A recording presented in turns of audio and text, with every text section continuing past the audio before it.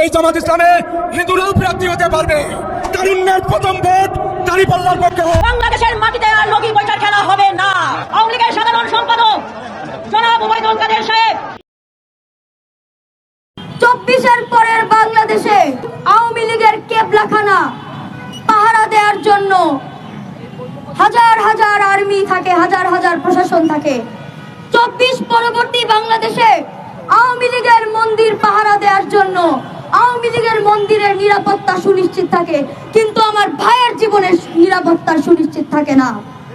এই মেয়েটার কথা শুনে মনে হলো বাংলাদেশের যে থানাগুলো আছে সবগুলাই আওয়ামী লীগের, অথচ এই থানার কর্মীরাই, পুলিশেরাই আওয়ামী লীগকে শেষ করার জন্য জীবন দিয়ে কাজ করে যাচ্ছে, অথচ দিন শেষে তাদেরকেই শুনতে হচ্ছে আওয়ামী লীগের থানা।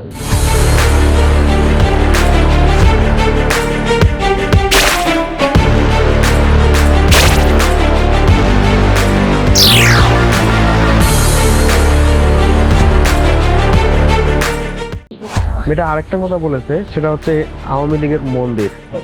আওয়ামী লীগের মন্দির কোথায় সেটা তো আমি দেখি নাই, আপনারা কেউ দেখেছেন?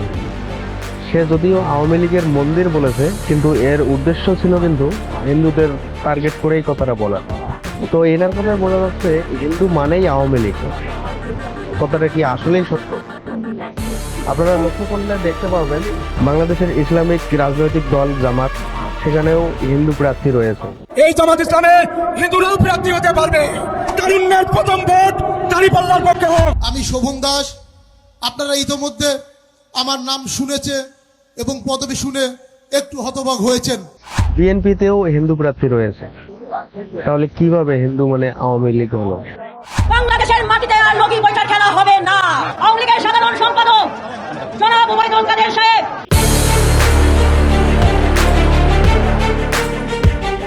তো সবশেষে মনে হচ্ছে এই মেয়েটা যে বক্তব্য দিয়েছে তার কোনো যুক্তি নেই। আওয়ামী লীগের কেবলাখানা আওয়ামী লীগের মন্দির পাহারা দেওয়ার জন্য এমনটাই আমার মনে হয়েছে। তো আপনার যদি অন্য কিছু